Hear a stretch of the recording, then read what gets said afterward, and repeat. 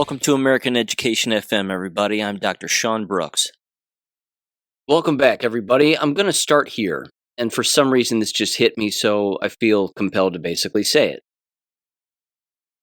Have you ever heard how when it discusses, whether it be, again, books or individuals who have been to heaven and things like that, and they openly discuss how all of their answers, or all of the questions, rather, that they've had throughout the course of their life are immediately answered instantaneously upon arriving, and that they know the truth about everything almost immediately, that it's gifted to them just, again, in the blink of an eye. And then, of course, in many cases, they might come back into their body here on this plane that we live on, and then some of that they remember, and then some of that they don't. But that there's this telepathic, again, just instantaneous awareness of everything around them. I have to believe that that's 100% real, because when you look at the amount of information that exists today, it's impossible to grasp, because there's so many angles and there's so many things to bring up that it's even making, I would say, live streamers completely irrelevant. These individuals, again, who live stream all of the time, day in and day out for hours. And some of these channels, of course, on Rumble, BitChute, YouTube, etc., they do it, again, all day long, 24/7, 365, like Patriot Soapbox, for example. That's a channel that exists certainly on Rumble. And they pass off the microphone, metaphorically, from one person to the next, and literally. And then, again, a person in a different time zone takes over the news cycle, and they're constantly covering the news. And again, depending on the time zone in which people live and the countries in which they live, they cover information 24 hours a day. But again, even in that amount of time span, there still isn't enough time to get to all of the issues and all of the audio clips and all of the things that actually exist that I think, again, are certainly worth listening to and analyzing and paying attention to. But it again, makes a show like this even irrelevant to a great extent. So I just want to say this. It's probably not a good marketing tool. I just called my show irrelevant. But you get what I'm saying, I think, is that the point here is that I appreciate the fact that you listen, without a doubt. And I hope that I bring different things to the table here that other people aren't commenting on sort of at face value. I mean, the Nancy Guthrie thing is all over the place, and it's getting more embarrassing by the day. It was embarrassing from day one, and now, 13 some odd days into that nonsense, and people are still clinging to their television like they're watching the OJ trial or something else.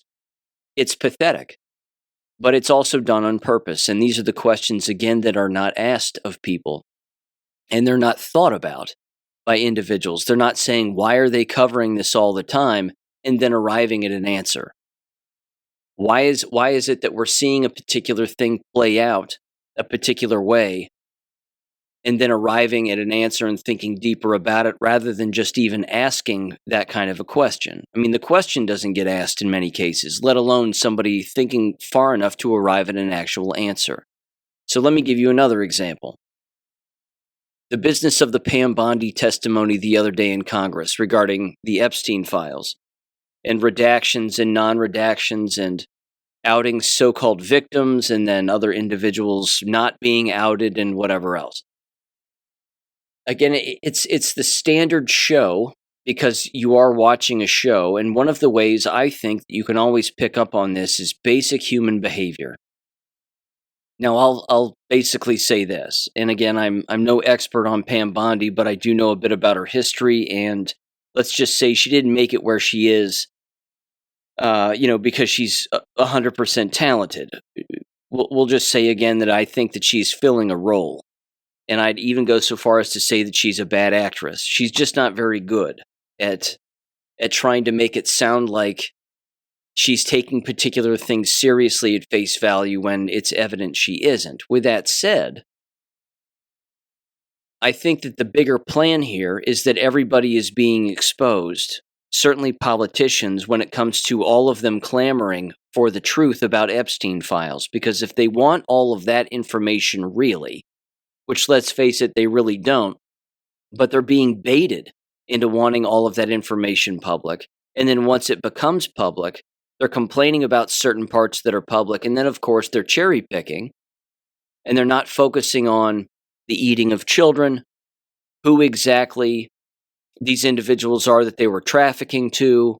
I mean, a number of other things, not to mention another story I'll get to here in just a second regarding complete censorship of the scientific databases that exist throughout the United States for the purposes of only promoting those articles and those people's careers who align with their agenda, which, as we know, is a satanic one.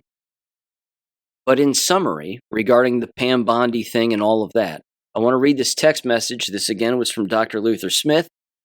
And the timing was perfect because as soon as I read it, I thought that's exactly what I was thinking.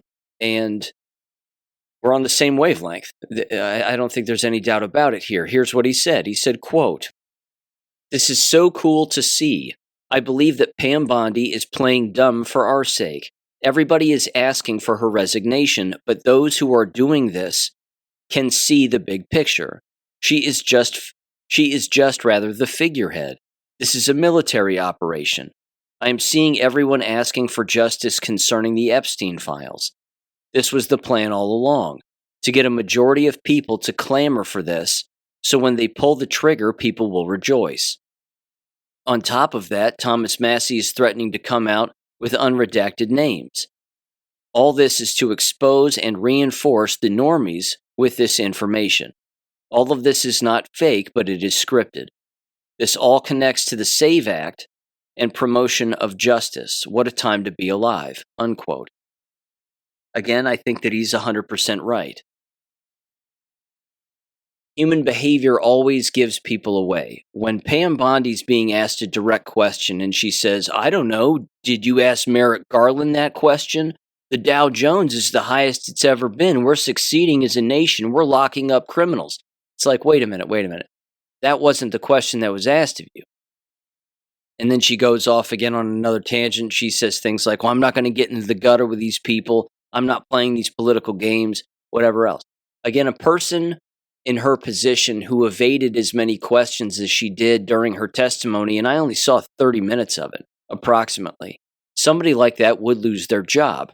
The funny part is that all she has to do is sign off on particular things and allow things to transpire. Or, then again, maybe she doesn't.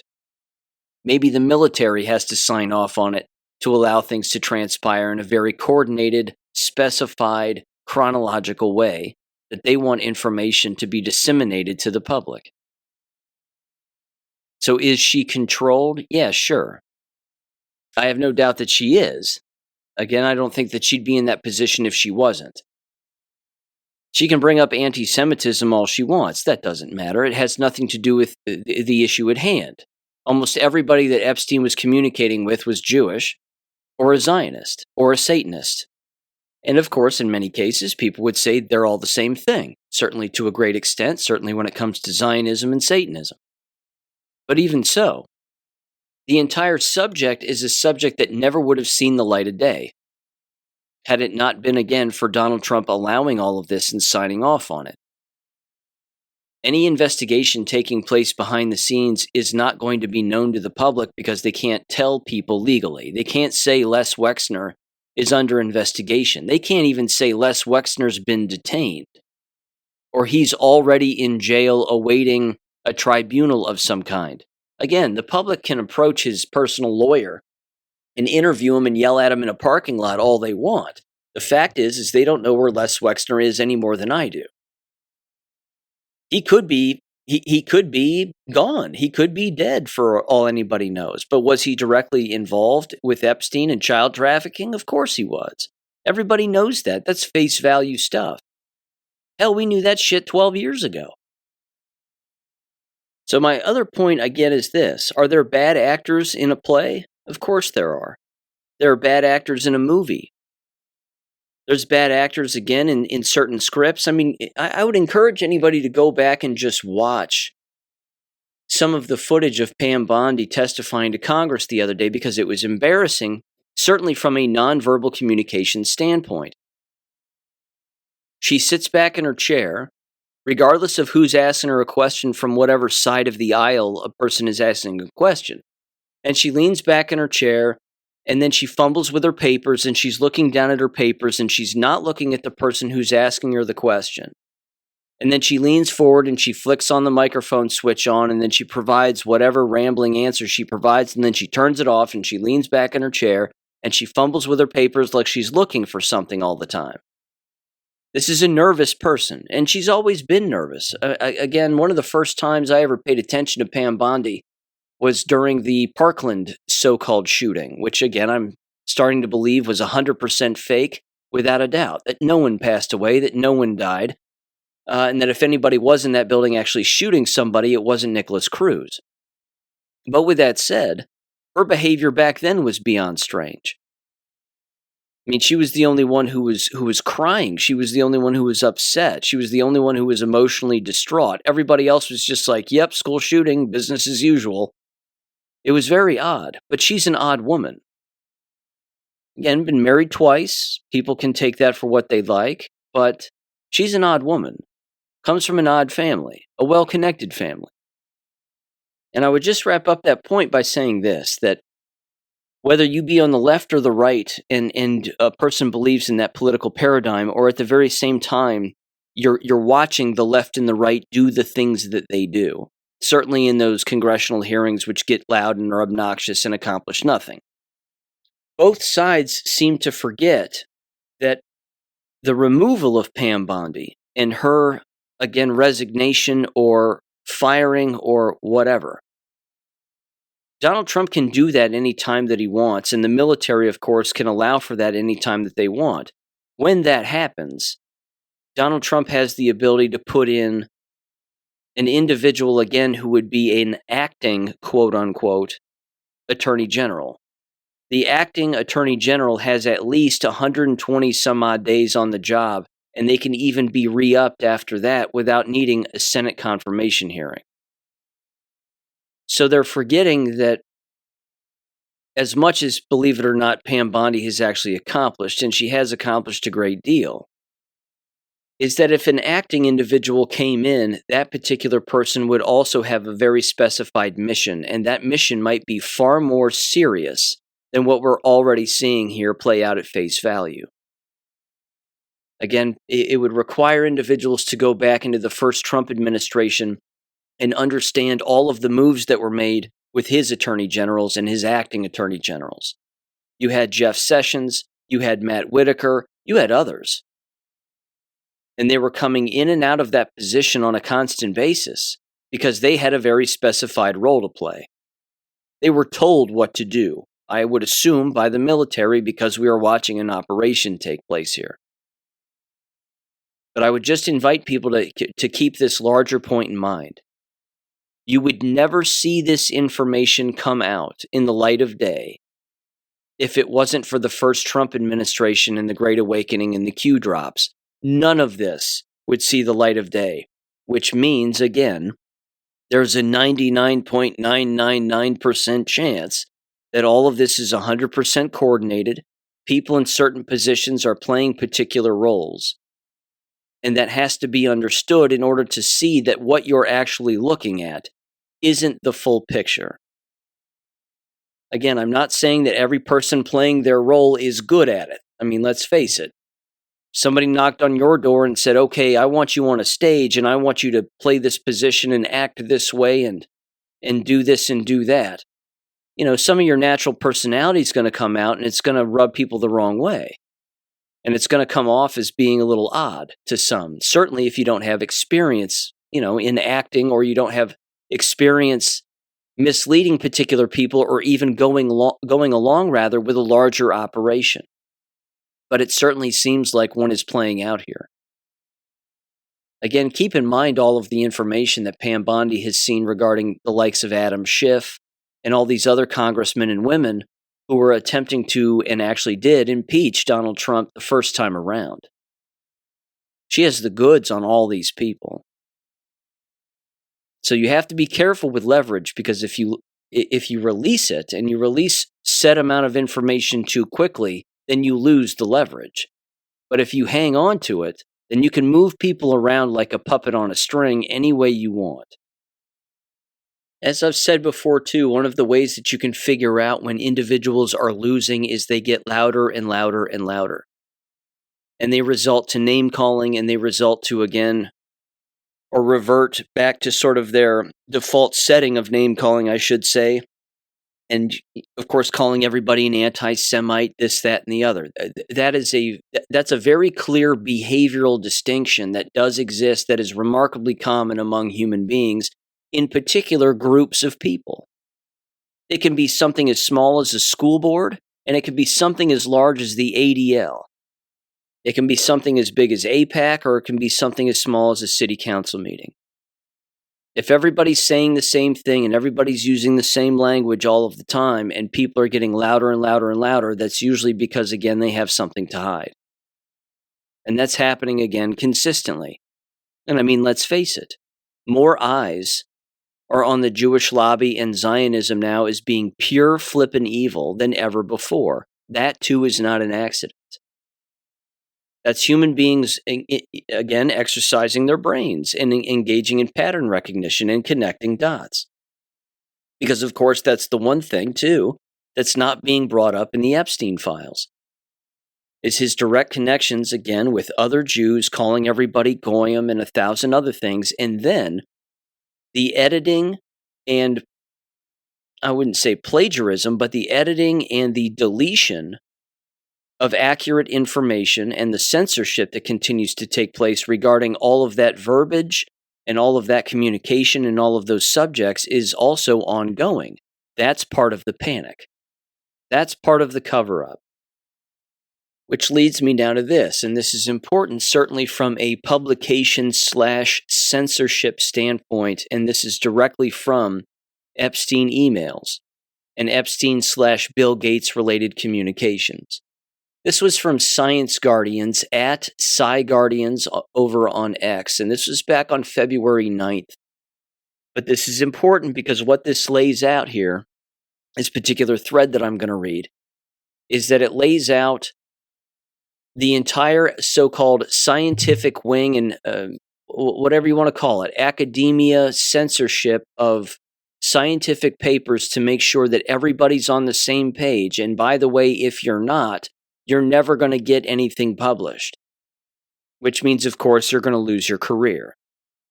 Because generally speaking, certainly in academia, if you can't publish, then you don't get tenure, and then your career is over. And you just bounce around being whatever you are, certainly as far as they're concerned, and they're not interested because, again, you can't get anything published within a set amount of time.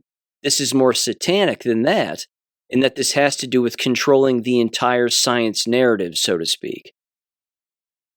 That they were seeking to control, more so than they already do, the science foundation of how everybody is supposed to think, feel, operate, and react to anything quote-unquote science-related, which, as we know, has to do with depopulation. So here's what it says. Again, it's a bit lengthy, but it's worth it. It says, Bill Gates and Jeffrey Epstein weren't just donating to science, quote-unquote. They were secretly buying control over what scientists discover, share, and believe through a platform you probably use, ResearchGate. Leaked insider documents expose the real playbook, influence plus money plus power, disguised as helping science, quote-unquote. This changes everything. What is ResearchGate exactly? Think Facebook, but for scientists. A free site where researchers connect, share papers, often full PDFs, ask questions, and team up on ideas. Little side note, it's kind of like a LinkedIn for these kinds of people and their publications. But it's also, again, where they invite one another to conferences, you scratch my back, I scratch yours, and then it becomes this secret handshake club. It says over 25 million members worldwide right now. Sounds helpful, sure. But leaked insider docs reveal it's built as a for-profit business to make big money from science. Gates invested $10 million in 2013, not pure charity, but a savvy quote-unquote digital platform bet, like owning LinkedIn, but for the brains shaping our world. Control the platform, control the flow of scientific ideas. Again, there you go. If you can control the platform like X used to be controlled by the bad guys, well, look what messages get pushed out there. It's all the tranny things and it's everything else that you see, and the list is endless. All that Satanism, all that degeneracy, and then people just start to accept it. Or they turn away from it. This goes on, it says the shady part, contracts link personal profiles to ResearchGate's value growing. Gates advisor Boris Nikolic could cash in based on how much the company's worth rises. Even big advances, quote unquote, like $2.5 million to $10 million mentioned. This creates huge motivation to hype it up, boost users, news buzz, and prices. Why? More value equals more payouts. It's like insider trading vibes in science, but even more specifically, and I'll add this, it's not just quote unquote science, it's all the things that come with it. It's the publications, the people, and then the messages within, and the methods within those papers that get accepted. And then that just becomes the common nomenclature. That again, if you're not talking like we're talking, and you're not behaving the way that we're behaving, and you're not rubbing elbows with the people that we're rubbing elbows with, then you're a nobody and no one cares and you'll never get anywhere. It's a combination of nepotism and buying your way into something. It's corrupt. It goes on, it says, now it gets really shady. Epstein was in the loop. Well, of course he was. He had money from intelligence agencies. Why wouldn't he be? Leaked emails from Nikolic, Gates' top science advisor to Jeffrey Epstein, share insider secrets. For example, quote, I will know in 2 to 3 weeks when in next round plan and for how much, unquote. Plus endless hype blasts, quote, some good news, ResearchGate is making major progress. A flurry of news just started, unquote. And then another post, just today it says, quote, this will be a major breakthrough for the future of ResearchGate. Science article on ResearchGate. Unquote. It says this isn't friendly chit-chat. It's feeding Epstein real-time investment timing plus press momentum to keep the excitement and valuations pumping. Why would Gates' team loop a convicted sex offender into science funding details? Extremely suspicious. It says, and the emails keep coming. Nikolic floods Epstein with glowing press clips on ResearchGate like pieces from Nature magazine highlighting it as ResearchGate is winning, quote unquote. This is classic narrative grooming. Constantly push stories to make the platform look unstoppable. Attract more users, investors, and hype. Kind of like the Streisand effect. Look here, look here, look here. Because again, if they're controlling all of the media, certainly Zionists themselves, then they can draw attention to particular things, and then before you know it, they have more participation on the platform, thereby making it not only more popular, but more profitable. It goes on here. It says hype equals more growth equals more power over what scientists see and share. Simple equation with massive stakes. P.S. See how compromised Nature really is. Read our previous expose, The True Freefall of Nature, quote unquote, where its compromised editor and journalist Jack Lemming and Christine Rowe promote Lonnie Besicon, a pub smear, quote unquote, network mob member with documented sexually degrading harassment as a research integrity, quote unquote, role model. He even threatens academics with retractions via its criminal network. Separate thread there, but anyway, this one goes on and it continues and it says, all that growth and hype, here's how ResearchGate turns into real money. Their own business plans lay it out. Number 1, targeted ads from pharma and lab suppliers. Click the tool in a paper and buy it. Number 2, job boards and recruitment listings. Headhunters pay big. Number 3, premium subscriptions for individuals and universities. Analytics, no ads, advanced search. 4, early vision for a marketplace selling lab products, services. It says it's not just a helpful sharing site, it's a machine that captures scientists' attention and monetizes it. The other thing, again, this is a side note with ResearchGate. ResearchGate is basically, again, a large search engine. And graduate schools use these search engines all of the time so that graduate students can find academic papers. Again, regardless of the subject. To reference within their own papers, to reference within their dissertations, and then before you know it, these kinds of papers are being recycled, while older papers that may be less relevant or even tell the truth are being deleted. While, of course, more popular or more insider trading, so to speak, is taking place on certain papers that are being monetized as they're pushing their own friend's agenda and a like agenda, and then those are the papers that are the most widely seen, ergo the most widely accepted, even though, again, they're fraudulent. Again, it's brainwashing. If endless universities are using the same so-called search platform and the same results are showing up within searches, well, then everybody's being indoctrinated, i.e. brainwashed. It says, now think on your feed, who decides which paper pops up first? Algorithms do, exactly like Instagram or YouTube. Whoever controls those algorithms, Gates and Epstein, for example, they can quietly steer what research gets seen, what gets buried, and what becomes the next big thing, quote unquote.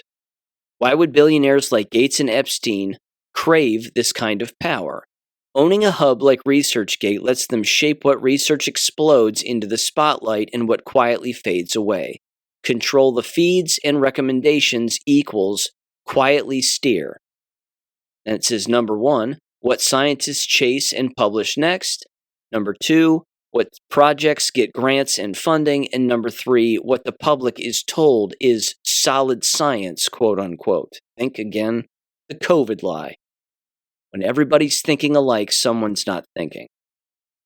It goes on, it says it's not heavy-handed censorship. It's subtle, invisible steering of ideas, trends, and truths, quote unquote. Your TikTok, Instagram feed already mold your worldview.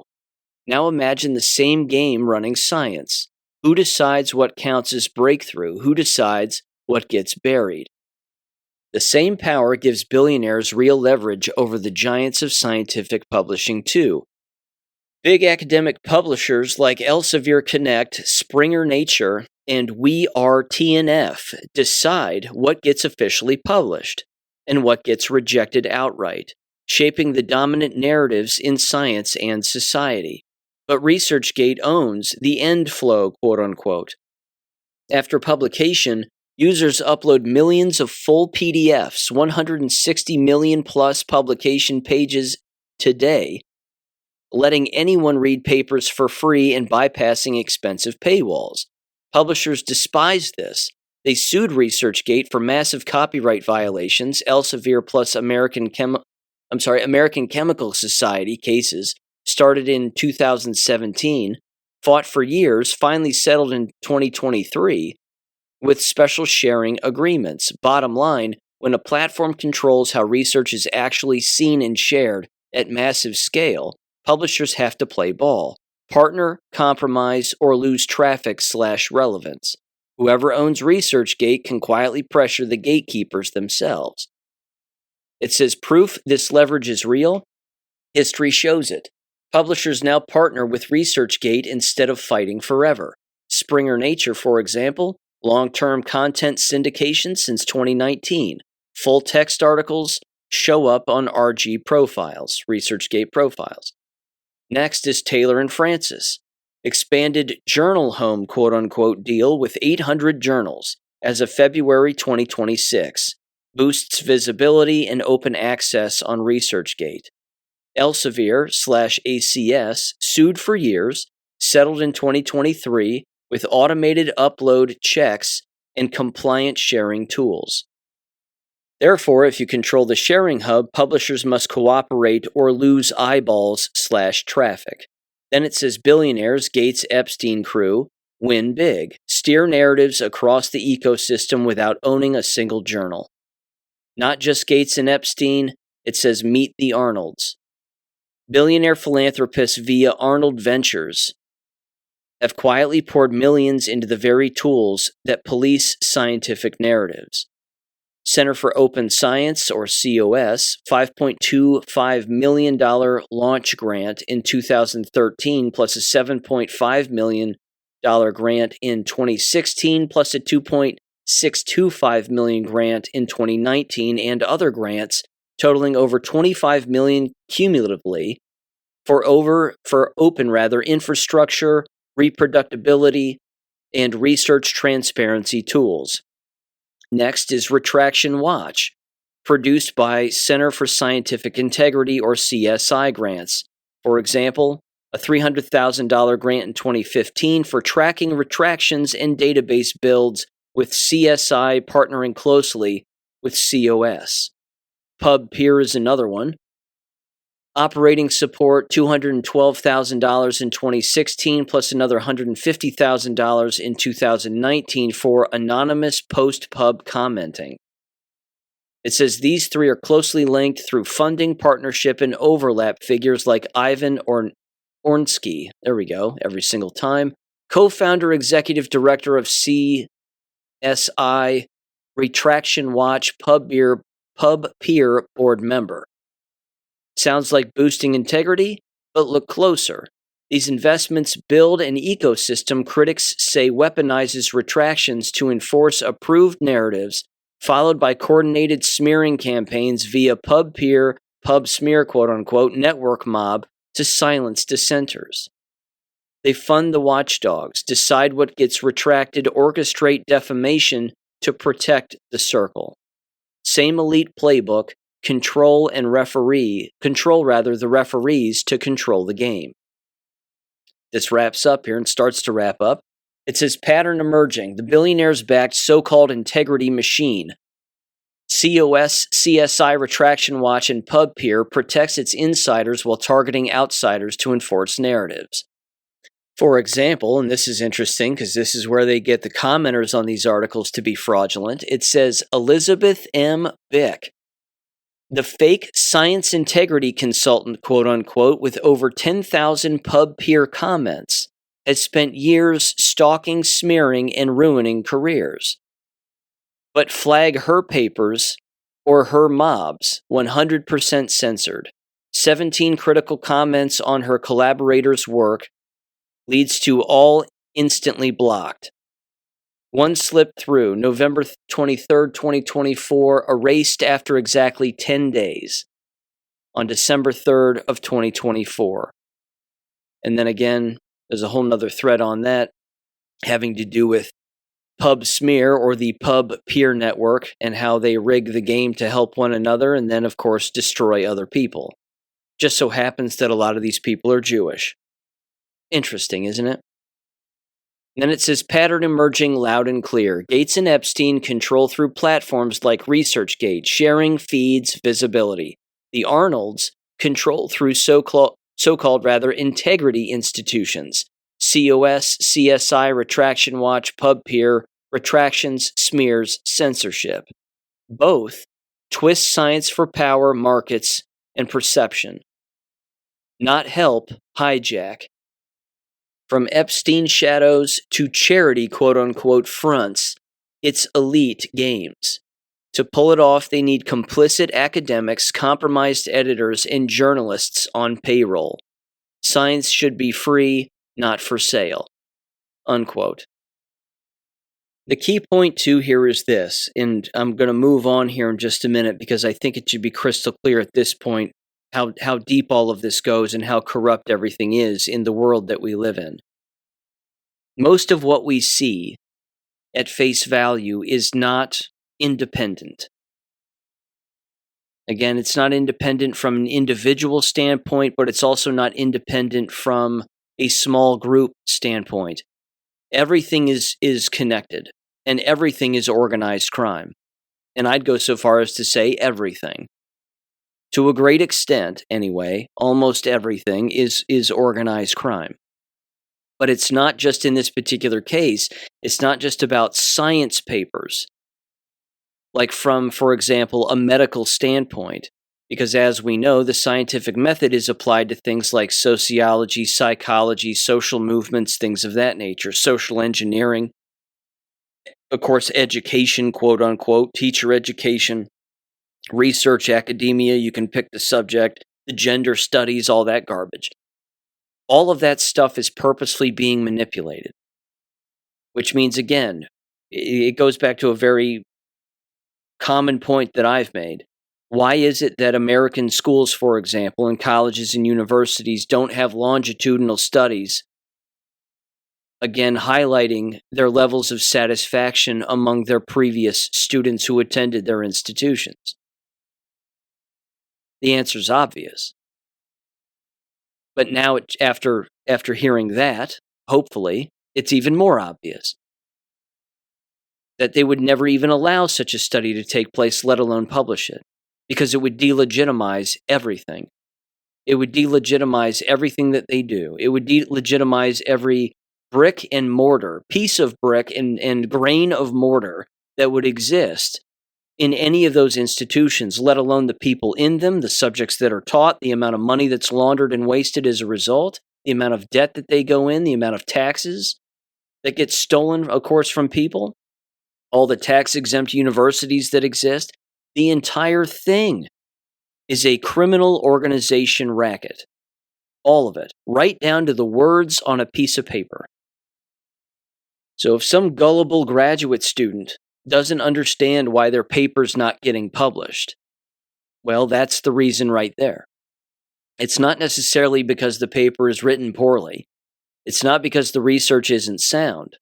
It's because they're not rubbing elbows with the right people, and the narrative that they want within their publication doesn't fit everything else. I've read the titles and abstracts from the American Education Research Association here on the show with regularity. I do it at least once or twice a year. And you know, after listening to those titles, that it has nothing to do with real education. It's 100% race-baiting indoctrination. All of it, among other things. Normalizing perversion, etc., etc. It's all of it. But none of it has to do with, again, the fact that a person out there has probably published a paper or at the very least conducted research on their own that says when school environments push perversion, push degeneracy, you're going to have more violence. You're going to have less productive environments. You're going to have more health problems and mental health problems among the people within those environments who are inhabiting, of course, those environments and ultimately are leading to what is supposed to be the bottom line from a business standpoint, which is academic success and a high percentage of accountability and productivity and whatever other word you want to use. But none of that happens. So now you have, again, basically a rationalization and a narrative covering where education institutions, by and large, are saying things like, well, we care about everybody's mental health, and we're more focused on students' mental health than ever before. No, they're not. That's like a murderer saying, I care about the safety of your children. I have more focus now as a murderer on making sure that children are safe when they are around me. It's absurd. But it's gaslighting, and that's psychological abuse, and it works on copious amounts of people all of the time. But this is how corrupt it is. You had Epstein and Gates with their fingers in almost every major university across the United States, in every course of study that exists within those universities and colleges, right into the publication outlets that those individuals who work within those environments are dependent on in order to advance their own careers, certainly from a monetary and or quote-unquote professional standpoint. It's brainwashing. It's mass hypnosis on everybody. Play the game or we will eliminate you. That was their plan. So you can't say it's not satanic. You can't say that these institutions aren't satanic. They most certainly are. I mean, hell, look at all the news with Les Wexner and Ohio State University now. All eyes are on Ohio State University, not all eyes, but a great deal of them. People asking for the university to take down Les Wexner's name off of the buildings and 1,000 other things. When you peel back that onion, there is an honest person you're going to find behind it. Hell, a journalist just got assaulted by an Ohio State professor the other day for simply asking questions. He happened to have a camera in his face, but he never touched the professor, and then the professor was ultimately, again, placed on leave for knocking the guy to the ground and breaking his camera. He should be arrested. It's felonious assault and battery. He should be fired and thrown in jail. We'll see if that happens or not, but that's exactly what should happen. I would expect, again, just one last side note here on all of this before I move on, that in the future there's going to be a great deal of resignations pertaining to higher education as a result to their affiliations with Bill Gates and Jeffrey Epstein. I'm almost certain of that. And this is way beyond Harvard University, Columbia University, Stanford, whatever. This is everybody in between. This is across the nation. So we know that they're CIA playgrounds, they're Mossad playgrounds, they always have been, they always will be, but with more and more of them not being attended by Americans, then of course they rely on foreigners. Yet more and more Americans don't want foreigners here, which means, again, certain loopholes have to be created to get foreigners here to have them still attend universities to keep them afloat, but more and more Americans don't want that. More and more Americans, believe it or not, thank God, are becoming abolitionists. They want these institutions to fail. They want them to burn to the ground. They want them to cease to exist and then live a life knowing that they're not around because theoretically we don't need them. And we really don't. What have they accomplished? I would say 90% to 80% of them have done nothing but contribute to the degradation of our entire society. The COVID lie was more than enough. Look at the actions of all these institutions during 2020. That should have been all the proof that anybody needed, right then and there. So I'm going to leave it at that for now, but that's a level of fraud that exists within those Epstein emails, again, when it comes to the business of publication and academic publication, scientific publication, that is alarming. Imagine what else they could have gotten away with. I mean, hell, they're still doing it. It still exists. But it's a rigged game. And we aren't the ones in charge of the game. We're not in charge of the rules, which means, again, you're always going to be the victim then. Okay, here's Joe Lang over on X, and this has to do with the SAVE Act. He said the following: can you see the pressure building? Of course, the SAVE Act has passed the House of Representatives now, but what happens in the Senate is anyone's guess, and I think this is where blackmail will come into play, which should be interesting. It's always an interesting sword to wield, blackmail. It says the focus on the SAVE Act is intentional. There's a reason why it hasn't been passed yet, although it has, like I said, within the House.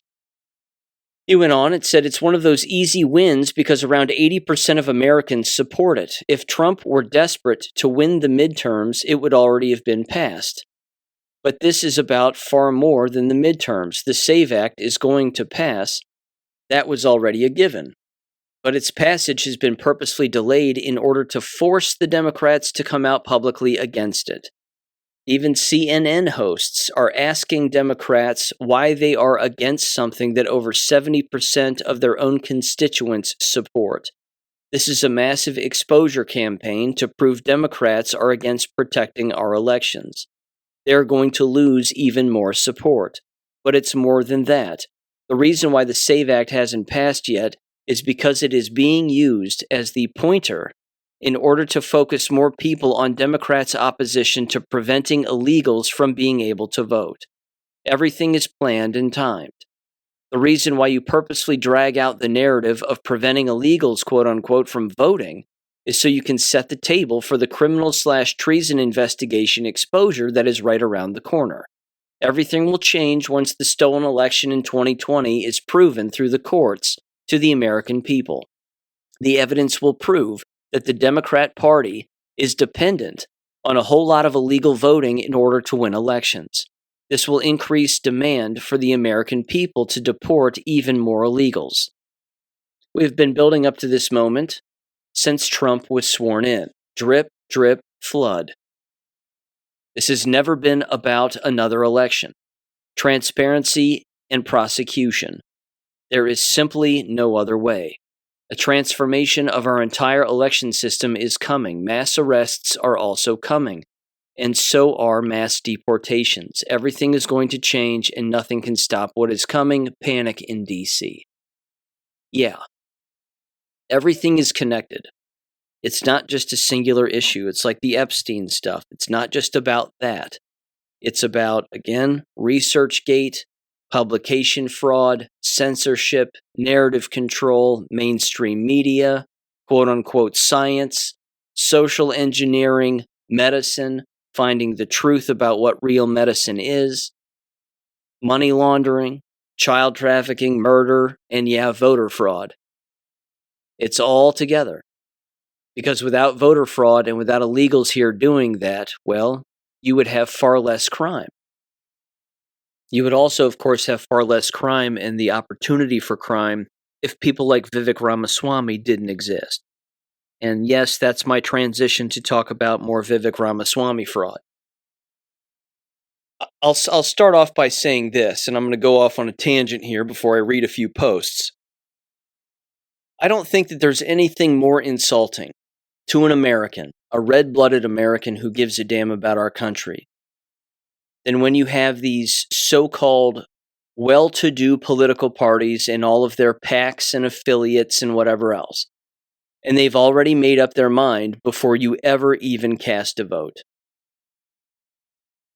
That those entities only exist to persuade individuals to steal money, to launder it, and then get their person in office, shouting from the rooftops that their person is the best person since sliced bread,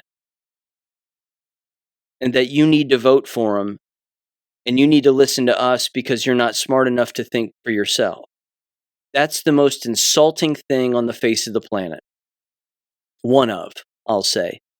And that's exactly what's happening in Ohio regarding the gubernatorial race for Vivek Ramaswamy. Not to mention, and this is highly important, is the fraudulent nature in which they are attacking Casey Putsch, who's running against Vivek.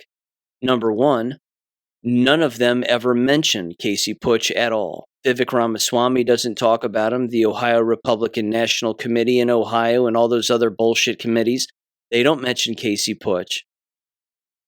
But this past week, long after, of course, it was the week before last, where all of the individuals, again, who are going to be on the Ohio primary had to submit all of their signatures in order to be on the primary ballot. And even Marcel Sturbich, who's running for Secretary of State, I believe, here in Ohio, he even started to receive phone calls from individuals, again, affiliated with Republican PACs here in the state, telling him basically that they'll pay him to drop out of the race because he's winning. So they're trying to buy him off. So there's that aspect too. But I want to focus on Casey Putsch here because, again, this is a big deal. And this should piss off everybody, whether you live in Ohio or you don't. I'm over on his X page, and this was on February 9th, and he said the following, quote, "Last week I filed more than enough signatures and petitions to be on the ballot for the Ohio governor race. However, our campaign experienced oddities and individuals that stretched my ability to chalk it up to incompetence and not malice or direct election interference. Truth be told, I found that over 500 signatures were suddenly missing the day before the due date and only a few hours after the below post was made by an unknown, unfriendly account." I'll read that account in a minute. It says, "It's likely they knew. How odd. We also experienced people who purposefully kept our group in the dark and roadblocked us from moving forward, as well as people taking payment without fulfilling their campaign obligations. While we overcame these setbacks through sheer will and the support of the people, it is more than difficult to chalk this up to mere coincidence and incompetence. The Casey Putsch for Ohio campaign will take full legal action against anyone and everyone associated with subverting the will of the people, their signatures, and the integrity of our Ohio governor election. We haven't begun to fight Putsch May 5th. And there's a post here from an account that is titled Go Vivek Go, at Go VIRALFG. It says, breaking, after failing to collect the 1,000 signatures needed for the Republican primary for Ohio governor, at Casey Putsch announces he's leaving the GOP and will run as an independent in the general election. Allegedly, period, it says, it's a globalist conspiracy. Again, that's not true. So that person's lying. And then, of course, it received readers' added context, and it says Casey Putsch has not announced leaving the GOP or running as an independent. He remains a Republican candidate and stated he has the required signatures ready to file by the February 4th deadline. The post claim is incorrect. It's election interference. It's exactly what it is. The other thing with Casey Putsch, too, is this. Casey's talking about the Epstein files, whereas Vivek Ramaswamy is not. That's a big deal. He's talking about investigating Les Wexner in Ohio State. That's a big deal. I haven't heard any other gubernatorial candidate ever in the history of my life bring up such severity when it comes to higher education and this kind of child trafficking and crime and money laundering, etc., etc. Casey Putsch also said this as governor of Ohio: full investigation into Les Wexner, the Wexner Foundation, the Ohio State University, and all political donations. Come and fucking get me, Putsch. That's my future governor right there. A guy on X who says, come and fucking get me. I love this guy. I love him. It's amazing. He talks about the Great Replacement, how it's 100% real, and he's right. He goes into this also, which is interesting. His most recent post here, he said, let's see, Ohio, here we go. Ohio, you'll be replaced with Indian labor by Vivek Ramaswamy. Keep your jobs with me as governor. Casey Putsch for Ohio. And then Congressman Greg Steube, that's his real name, I believe he's from Ohio, says Microsoft laid off 16,000 American workers. They received approval for 9,000 H-1B visas. Yes. Firing American workers and then hiring cheaper foreign labor. Huge problem. Apparently, the New York Times also reached out to Casey Putsch and asked for a request for a statement for some impending article that they're about to publish, and he told him to go pound sand. He's not providing him a statement, so beat it. Good. These are good moves. Again, this is the kind of leadership our state needs. 100%. There's one more thing here regarding Vivek. Two more things, actually. The first has to do with apparently with some property that he owns that has some nefarious ties. Or again, money mismanagement or purposeful hiding or things of that nature. This is from Rich at HeyWildRich on X, and he says the following here. Vivek's home is held in an LLC called GMDH Properties LLC, Limited Liability Company. It says the address listed for this LLC is a house in Cincinnati owned by his mother, Geta Ramaswamy. It says weird enough, but okay. Vivek has a brother named Shankar Ramaswamy, who used to live there, or had mail sent there, I don't know. Shankar's wife is named Nikita. Nikita works at the major law firm Cooley, where Nikita counsels high-growth emerging companies and venture capital investors on their investment transactions and other strategic matters, quote unquote. Now we are getting somewhere.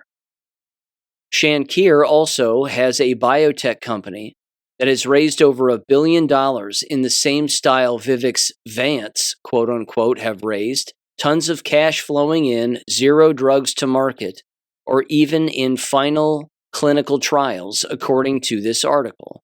It seems J.D. Vance was an early investor in Shankir's Kriya Therapies, I think it's called. It says Kriya, Kriya, was started in 2019 after Vivek's Axavant Alzheimer's bid imploded.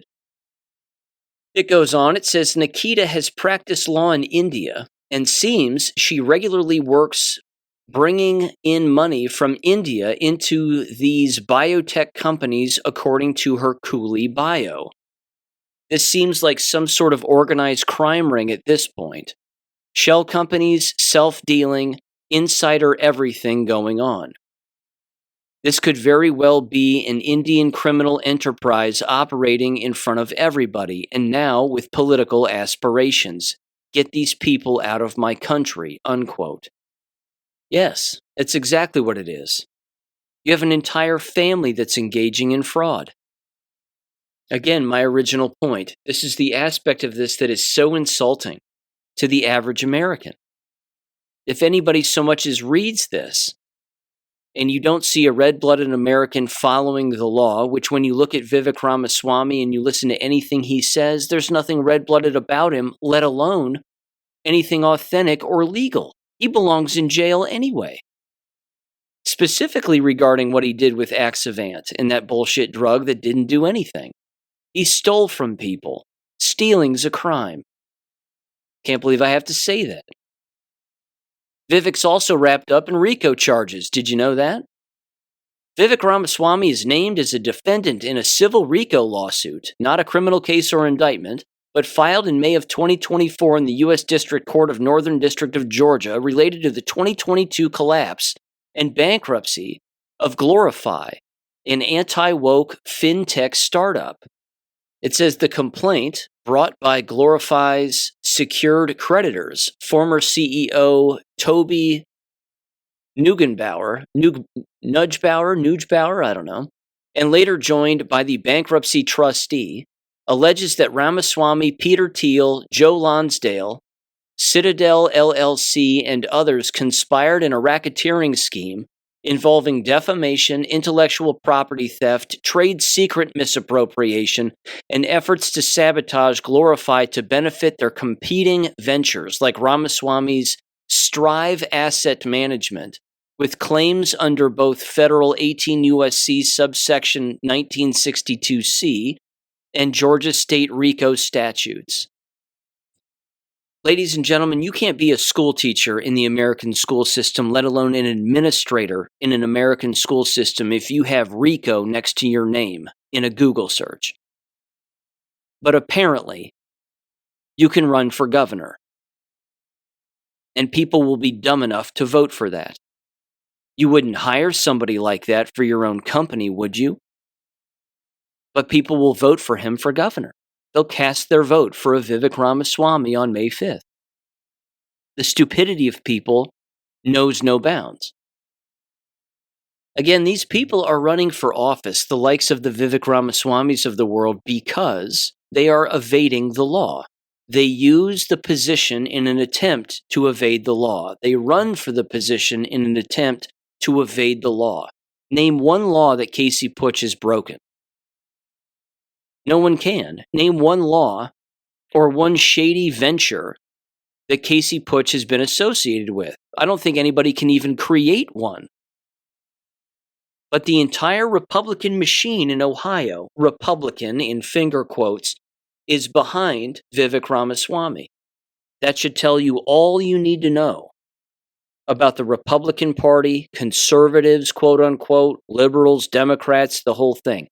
Amy Acton will not win in Ohio as the Democrat, whatever, candidate.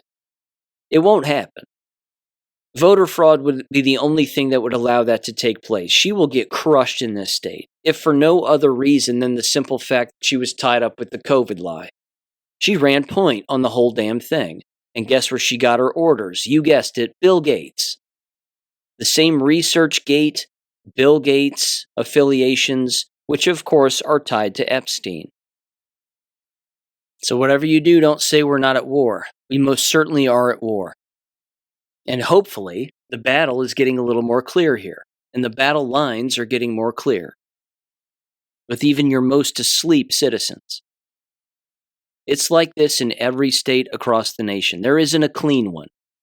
They just hide behind those titles of Republican, Democrat, like that matters. They're all dirty. Everybody knows it. Well, not everybody, but people better wake up to the fact that they're both dirty. The last thing with Vivek is this, at least just for now. I'll stay on his ass all the way through May. But here's the deal. He consistently brings up how Americans, or certainly Ohio students, are failing in Ohio schools. The part that he leaves out is that these schools are filling up with foreigners who can't speak English. And then his excuse is, well, that's not really the problem. We just have to change education and we have to make it suit every American and blah, blah, blah. No, we don't. We have to get the foreigners out. We have to get the illegals out. And you have to teach red-blooded Americans who live here, who are legal citizens, the truth about the world that we live in. Because knowing about the truth and learning the truth is so much easier than having to memorize lies all of the time. Problem, of course, which is why this is impossible to fix, is you have the brainwashed doing the instructing within these institutions who believe things that are not real. And even they are controlled without even knowing it, hence why they're brainwashed. So no, it's not we need to change education to accommodate foreigners. That's not it. What you'll end up having, of course, is you'll end up having the great replacement on steroids, so to speak, because the only people attending American schools at that point will be foreigners. More and more white students will leave. Less and less white teachers will want to teach. That's already happening. The schools will fill up with foreigners, and then they'll fill up with foreign educators. And then before you know it, you don't have whites in any of the schools whatsoever, and it's just for foreigners, the mentally handicapped, and the physically disabled. But if that construct continues to exist beyond schooling, where they end up being doctors, lawyers, government officials, et cetera, then the entire country and our entire state's going to turn brown overnight. It won't be overnight, but it'll be relatively quickly. And have we not seen that over the last 30, 40, 50 years? It's just going to get worse. But people can bankrupt these institutions with their lack of participation. That's where you have full control. But listening to the gaslighting of a Vivek Ramaswamy and saying, well, it's just we just have to change the education system. No, we don't. You get rid of the problem. And the problem, of course, are both the educators, so to speak, who don't know what the hell they're doing, and then the foreign students who are coming in who really don't know what the hell they're doing. That's a huge problem. That leads me to this now, of course, and I'm just going to be brief with this because it's not even worth it because it proves my point. If the Canadian school shooting that took place with the tranny actually happened, and I tend to believe that it did, there would be really no reason why it wouldn't, because it's the logical end game for the entire alphabet soup gay agenda, is that kind of degradation and that kind of mental breakdown to where you want to kill innocent people. If that really happened the way that it did, then it makes perfect sense. If it didn't really go down the way that it did, then, again, it's not a good look, one way or another. Because you have this individual communicating on Reddit, you have people on these Reddit streams openly recruiting these individuals to do horrible things and then justifying their horrible, degenerate behavior, like dressing up like a woman when in fact they're not, taking pictures of themselves with firearms and posting them online, etc., etc. And then, of course, hiding their identity in media outlets and media stories. It was a dude pretending to be a woman. And we know that suicide comes in multiple forms, and one of those forms, as we know, is going into a school and shooting innocent people to then only be shot yourself. That's its own form of suicide. And that, again, is the end game for the entire alphabet soup agenda and everybody who participates. Now, there was this article on American Thinker from just a couple of days ago, and I wanted to give this a quick little read because, again, this really is the problem. If you have no accountability at the local level for blatant corruption, then you don't have a country because you don't have the rule of law. And it was titled, "Leftism Alone Doesn't Destroy Public Schools. Garden Variety Corruption Does Too." A Southern California school superintendent died before his crimes could be tried. But the story of his school district is one of greed and, sadly, parental passivity. It says Jose Fernandez is dead. Never heard of him? He was the grossly overpaid superintendent of Centilla, if I'm saying that right, probably not, Valley Union High School District, a 4-school system nestled in just south of LAX Airport. He was a smooth political operator from Inglewood, California, who lined up power with a district without regard for the pupils or learning, a pencil pusher who turned a working-class school district into a private piggy bank, a charlatan who took credit for improved test scores, and a creep who faced multiple felony charges, enjoyed numerous trial delays, and finally passed away before justice could be done. He was probably jabbed, among other things. He made national headlines because his compensation surpassed $600,000 a year for a school district with just 6,000 students. He also made headlines because of the criminal allegations against him for massive corruption. How did a city councilman turned superintendent transform into a vehicle of acquiring so much wealth? The whole story, much of which is currently in the form of allegations, since he died last month before his case, filed in 2017, went to trial, could fill a book. And it should, not just a book on how bad local corruption can get if no one's paying attention, but a manual for good government conservatives around the country on how to fight back against this corruption and win. His death is personal for me. I worked as a substitute teacher in the district he supervised for 2 years, from 2010 to 2012. I heard the stories and I witnessed the malfeasance in the district before the local press finally broke the stories. The corruption was so obvious that Centilla teachers referred to the district as Senti Bell A, quote unquote, reflecting the historic crime and corruption of another majority Hispanic working class city, Bell. The corruption was bad and it bred disorder and chaos. First, I worked as a longtime sub at Hawthorne High School, where the Beach Boys graduated. It wasn't easy surfing, though. Kids threw stuff at the staff, including me. Fights were commonplace on campus. Veteran teachers complained about frequent disrespect. And here I was, a long-term sub, getting asked, quote, "Are you getting fired yet?" unquote. Sure, the kids were awful, but only because they were allowed to be.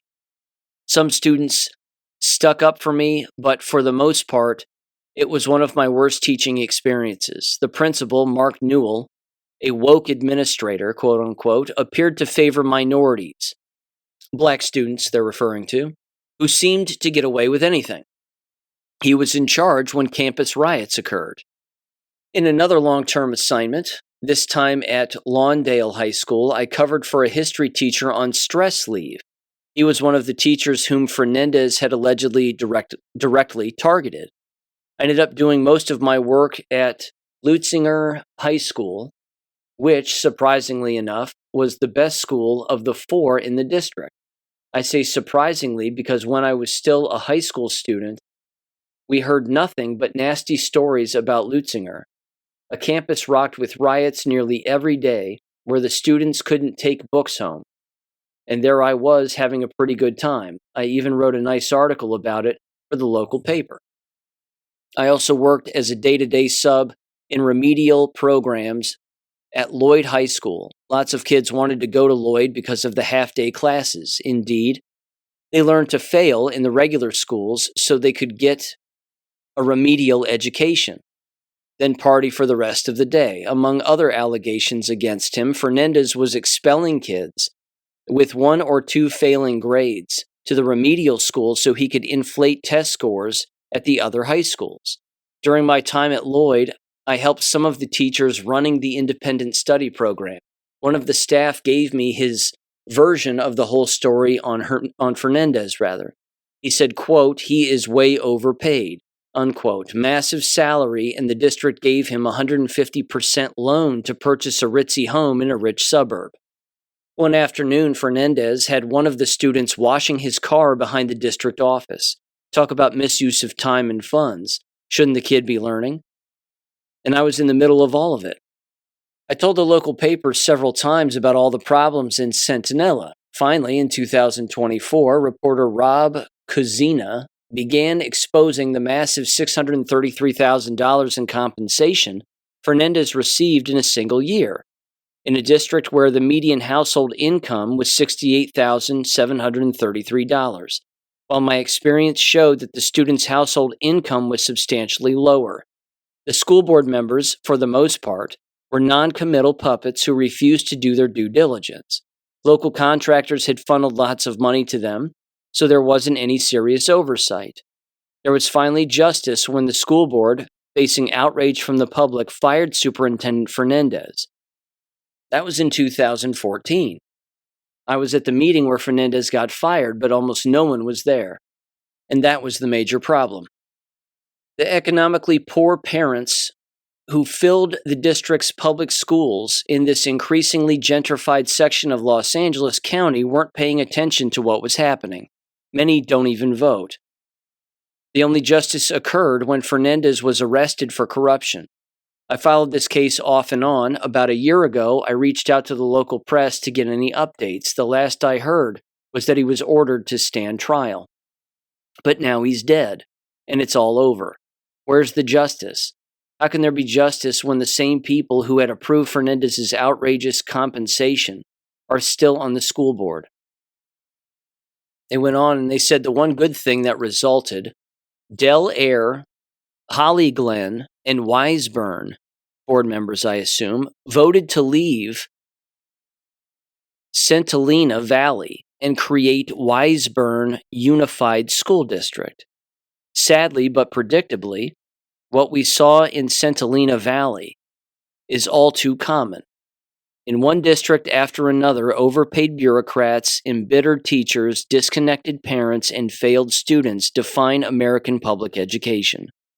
Fernandez stood out only because of the massive payout from such a small district, but even with the extensive exposure, very few cared. To this day, one of the school board members who had approved the outrageous compensation still serves on the school board. What's the point of a robust press when all the corruption gets exposed and nothing changes? What about the kids and teachers who suffered under Fernandez and the taxpayers who paid big money for failure? Fernandez's death is justice delayed too, and that's justice denied. Stories like this shouldn't die in darkness. At the very least, let's hope that more parents pay enough attention to take back their school districts, unquote. Pancreatic cancer was apparently the cause of his death. So, yeah, good riddance. But yes, when laws are being broken at face value, and people are not held accountable, arrested, and then immediately tried and or forced to leave their positions because of that very thing, again, you have lawlessness. You don't have a country. Case in point, Upper Arlington schools in Upper Arlington, Ohio. I played audio from this woman in the last board meeting last month where she was reading directly from a perverse book that was assigned to her children, her high school student, rather, or high school aged child, I should say, within a particular high school. And she's back. And she's the only public participant in the public participation portion of the meeting, keeping in mind that this is the school district with the Indian school board member who apparently bullied and contributed to the bullying and or suicide of a minor student back in last September. A Carter Adele was his name, with the board member being the Nadia Satyani gal. Anyway, give this public participant a listen because she knocks it out of the park again and tells them, of course, you've had a month to change your policies on these perverse books and you've done nothing. Give her a listen in 3, 2, 1. I am Maria. I am the parent of 2 graduates of Upper Arlington High School and 2 current students. At the January 2026 board meeting, I requested that the board discontinue Because my request went unheeded, a minimum of 2 classrooms full of students were exposed to graphic sexual content without parental consent. My first request would be that prior to a book, movie, or presentation that has sexual content being assigned, parental consent is obtained and a detailed listing of all sexual content with corresponding page numbers and timestamps be furnished with the assignment so that parents can give informed consent without having to read the entire book, as I did, or having to watch the entire movie or presentation. My second request would be that the board publicly acknowledges that graphic sexual content is included in the curriculum and ensures that all parents are definitively informed.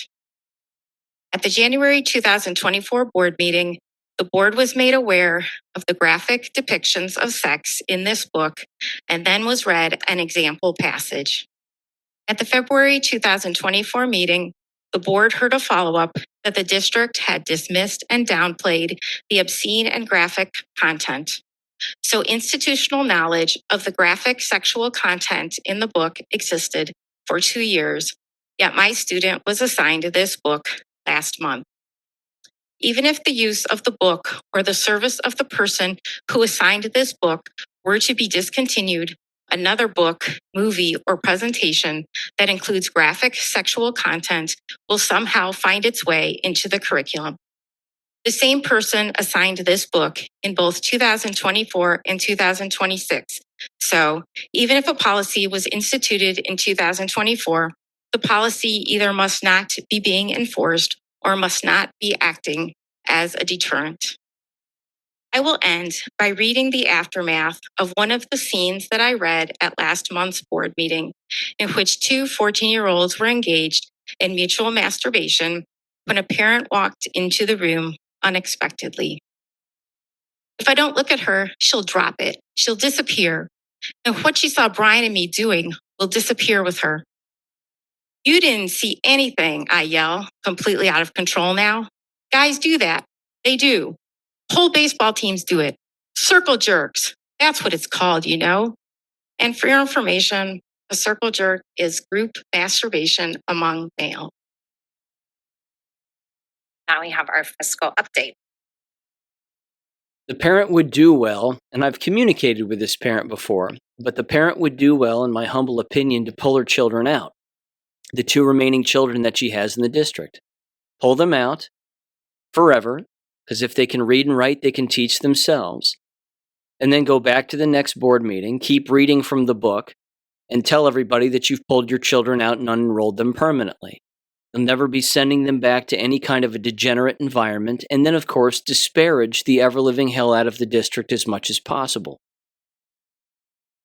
But again, after hearing all of that, it's right onto the fiscal report. Now for our fiscal report.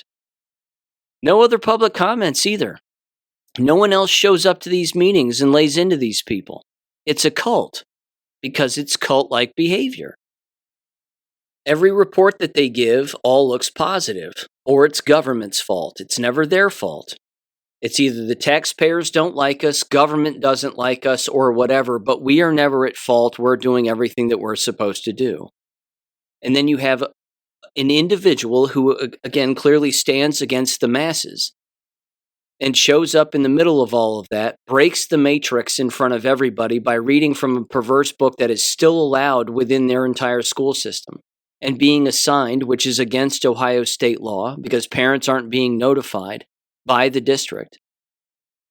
And you have a board member who is directly related and associated, rather, with the suicide of a minor student and his bullying, which led to it. This is the lack of accountability that drives people mad, and rightfully so. Give a listen to this. This was sent to me by Cicely Hellickson. This is from Fox 12 Oregon, in Dallas, Oregon, specifically Lyle Elementary School in Dallas, Oregon. School teacher again resigns in front of the board, citing discipline problems, unsafe classrooms, daily assaults. You know, a typical day. Give her a listen in 3, 2, 1. Teachers and school staff are being physically and verbally assaulted every single day. Because of these conditions, I will not be returning to my position with the Dallas School District. I am officially resigning because I will no longer put myself in a position to be physically and verbally assaulted by students. Boy, a dramatic moment there. New this morning, a sharp rise in discipline cases at an Oregon elementary school really has people sounding the alarm. Some teachers say, you just heard there, they're being physically and verbally assaulted by students every day. Fox's Bonnie Silkman joins us now in studio with a closer look at what's happening. Good morning. Good morning. That's right. The principal of Lyle Elementary School in Dallas, Oregon, sent out a letter to parents saying student discipline incidents are significantly higher this year when compared to the year before. Meanwhile, as you heard, a teacher there just resigned last night at a school board meeting saying she could no longer put herself in a position to be physically and verbally assaulted by students. Now, a principal sent out a letter recently to parents, and in that letter, it states that the 2024-2025 school year, the district had to discipline a student 144 times. Now, in the 2025-2026 school year, that number jumped up to 428. That's an increase of 284 incidents, nearly a 200% rise compared to the same time last year. In other words, the district is having to discipline students nearly 3 times as often. And he says at first glance, these numbers can feel alarming, but if you look closer at the data, a more accurate picture emerges. Now, the letter states that most Lyle students follow the rules, with about 85% having no or only one case where they had to be disciplined. That's the green area you see right there. About 9% have 2 to 5 cases, and about 7% of students have 5 or more cases. According to the principal, that relatively small percentage of students you see in red are the reason this increase is so dramatic. Now, the principal also notes that Oregon law strictly limits suspensions for grades K through 8, allowing them only if a student causes serious physical harm or poses a direct safety threat. The letter explains that some behaviors may seem serious but are not legally grounds for suspension, including minor hitting or kicking, pushing or throwing objects, and name calling. Now, you're about to hear from that teacher once again, the one who resigned at the school board meeting last night, who said classrooms are chaotic, assaults on staff are increasing, happening every day, and reporting misbehavior is exhausting, time-consuming, and often ignored. Classrooms have become unsafe for both staff and students. Students are tearing posters and work off classroom walls. They are throwing chairs, pencils, books, anything they can get their hands on. Classrooms are being destroyed. And that was Jennifer Wessendorf, who says she's worked for the school for 9 years. Now, we did reach out to the school for comment on the teacher's resignation, but we have not yet heard back. Of course, we'll keep a close eye on this developing story. For now, reporting live in studio, Bonnie Silkman. Good day, Oregon. No accountability. Again, average day in the business. There's no other way to put it. That happens all of the time. They're 100% fine with the high turnover rate because they don't want to address the real problem, which is their own lack of accountability as administrators and managers of adults and minors within a school building and within a school district. They don't want to change policy as a school board. They don't want to make things stronger. They want to make everything weaker because this is controlled demolition. And then they want to rule over the ashes at the end. I'm going to make this one last point and then wrap this up. This is, again, one of those subjects that I brought up with regularity. And again, it comes down to the business of the bullying reporting that goes on within American schools and how all of it is fraudulent. You heard that one woman, that one teacher, after 9 years of teaching there, just tell you her brief experience. And of course, I'm sure her speech was far longer than what that news outlet would allow. But back to the Upper Arlington School District, they provided their bi-yearly report on bullying across their entire district, keeping in mind that they have one of the largest districts in the state of Ohio. I believe it's top 6, top 5, maybe even top 4 or 3. But they claim that in the 23-24 school year, 2023-2024, that they had a total of 50 reported incidents of bullying. 50. In all of their buildings for an entire school year. Who believes that? That only 40 of them, or I should say that 40 of the 50, came from all of their secondary schools. All of their middle schools and high schools combined in an entire year only had 40 incidents of bullying. I don't believe that in the slightest. and that only 10 occurred at the elementary school level among all of their elementary schools. Again, we're talking about multiple high schools, multiple middle schools, multiple elementary schools. But that all year long, that was it. And then they, of course, try to justify this, and they say, well, there was a downward trend the year after that, but we can already see that there's an upward trend this year. And that as of now, those so-called reports of bullying, quote unquote, are already halfway to that 50 number, which apparently existed back, whatever it was, 2-3 years ago. Knowing full well that it's way more than that. In fact, it's probably more likely 50 in a week among all of their buildings combined. At least 50 a week. Hell, in the middle school I used to work in Southwest Florida, it was probably like 40 a week, maybe 30 a week, but they're trying to say that it was 50 in their entire massive school district for an entire year. Bullshit. They're engaging in fraud. This is fraud at face value, and you could easily backtrack this fraud right to an individual discipline referral, but they delete them.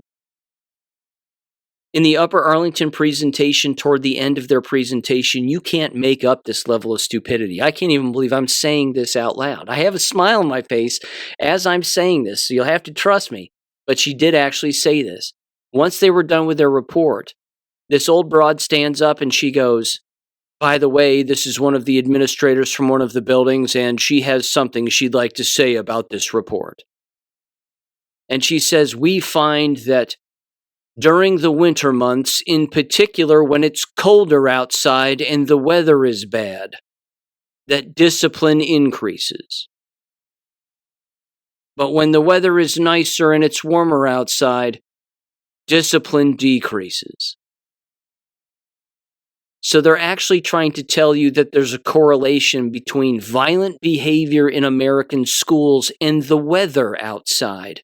Well, if that were true, then there'd be no discipline in Hawaii or Florida, would there? There'd be no discipline problems whatsoever. Everybody would be getting along and singing Kumbaya hand in hand in the hallways all day long. But we know that that's not true. And they gaslight everybody into believing it's 100% legitimate when in fact it isn't. It's psychological abuse. They're lying. It's fraud. And they're deleting statistics. They're doing it in front of everybody's faces that have a direct correlation to the amount of money that their school receives. That's fraud. And they all do it. Every school district does this. Nothing will change in the business until people permanently walk away. They're apparently 100% fine being lied to and gaslit and having their tax dollars stolen and their income money stolen and everything else. They're 100% cool with it, apparently. Children being abused and no one being held accountable and so on and so on. But the school district will learn a hard lesson. All school districts in America will learn a hard lesson when people wake up and walk away permanently. Then all hell breaks loose. And that's a day that I long for. Okay.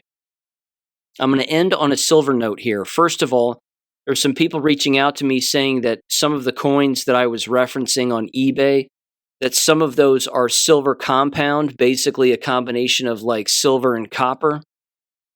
I'm not doubting that there's fraudulent coins on eBay. And like I said throughout the episode with Robin McCutcheon, that I don't recommend buying coins on eBay. I certainly don't recommend that. You can get in auctions and buy the real deal from real people who own the real deal, of course.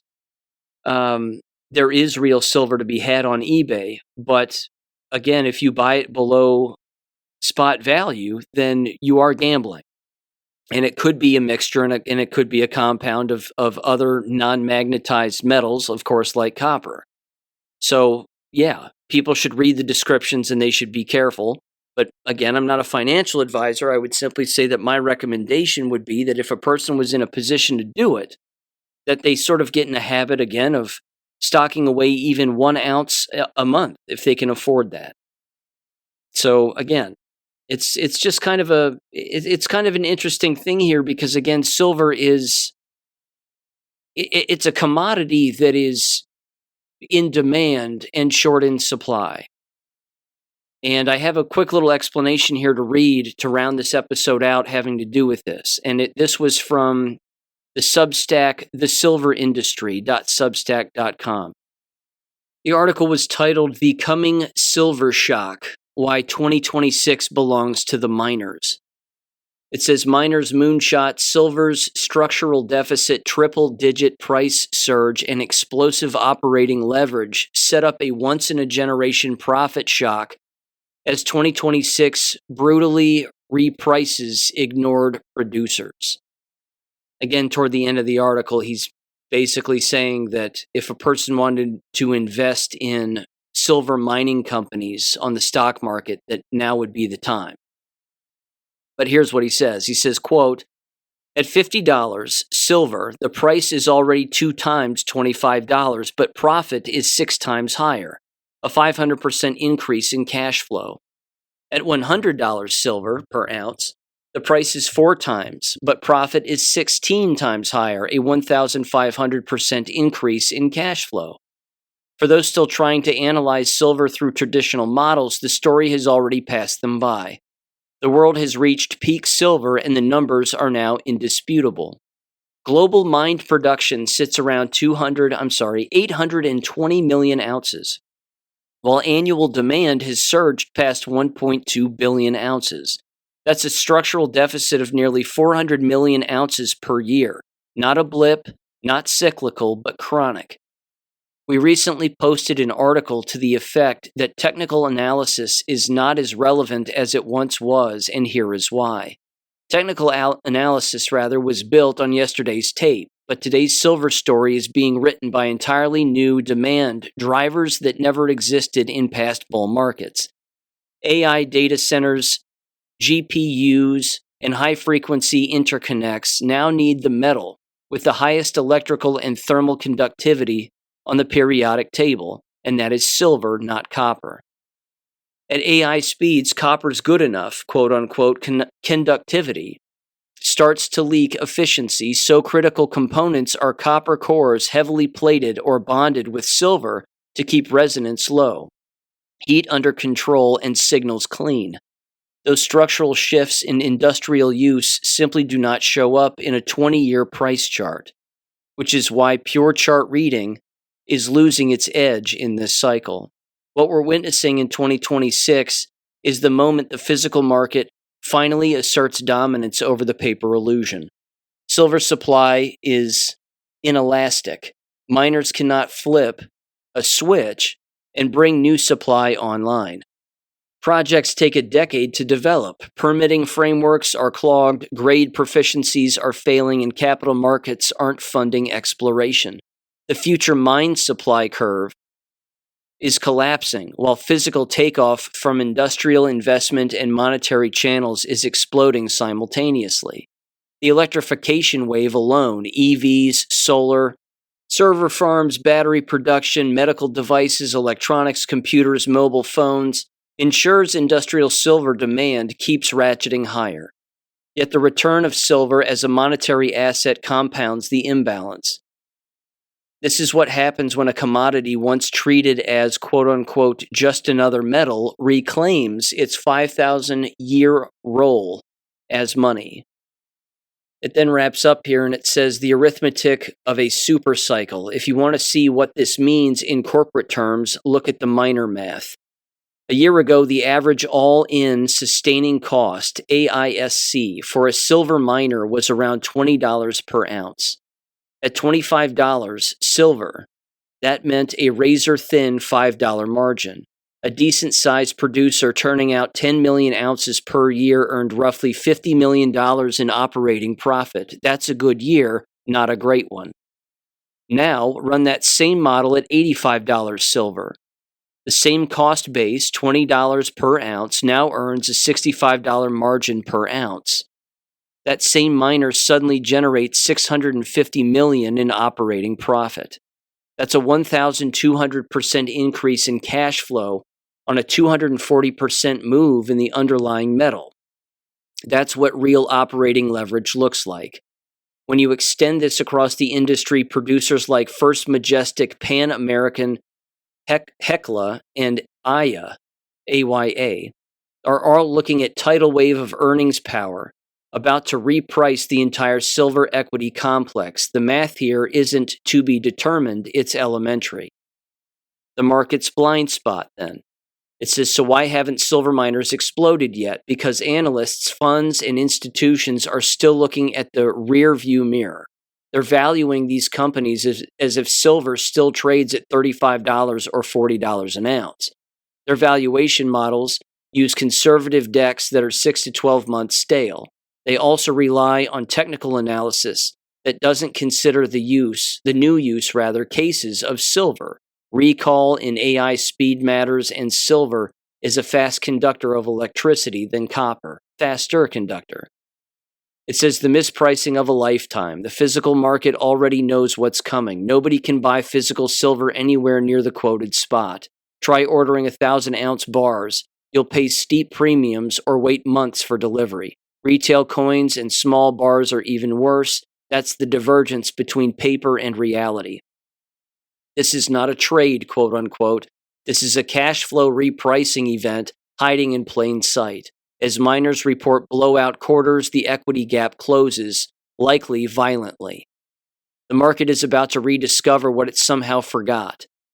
Silver miners are leveraged instruments on a monetary metal with structural scarcity. When the physical shortage converges with the reporting season, the repricing will be swift, brutal, and historically obvious in hindsight. And then again, they say for now, investors still have the illusion of time, but that window closes this quarter. 2026 isn't just another year for silver, it's the year silver mining stocks go vertical, unquote. Again, some of those stocks, if you're curious, as far as the miners are concerned, again, are First Majestic, Pan American, Hecla, HECLA, and AYA. Those are just 4 of them. I have 2 others here that I was tipped off to a while back on GreatAwakening.win.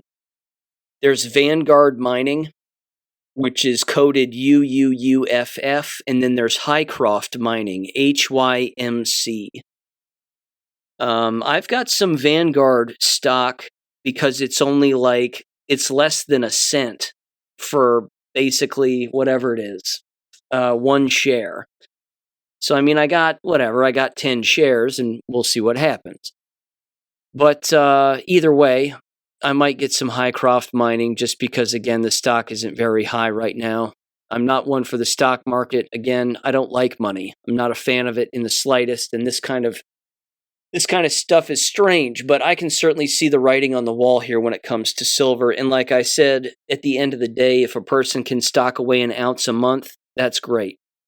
I think that's always going to be a solid investment, not just for yourself for a rainy day, but potentially your kids in the future. In fact, I'd leave you with this. This is from Eric Doherty on X, and he said the following: breaking, in a massive win, defense contractors are backing down to President Trump and SecWar Pete Hegseth's pressure to turbocharge arms production. The pressure worked. Raytheon just agreed to fast-track 1,000 Tomahawks, 1,900 AMRAAM missiles, and 500 Standard missiles per year. Hegseth said, look at the deals we've cut recently with Raytheon, with Boeing, with other companies. That's groundbreaking stuff. Our department's never done that, unquote. And then it went on and said, quote, the companies are investing because they know we're going to be buying in the future. That's just good business. We haven't operated that way before, unquote. All of those things require silver. And once those Tomahawk missiles or any of those missiles go boom, well, then that silver's gone forever. So, seems like silver's a sound investment these days. I'll leave it there, ladies and gentlemen. One hell of a week, and that didn't even touch a snowflake on the tip of the iceberg. But there you have it. This is how fast the information age is. It's light speed. With that said, have a great weekend, and I'll catch you on Monday. Peace. Thank you for listening to American Education FM. Make sure and check out AmericanEducationFM.com for more information. Take care and God bless.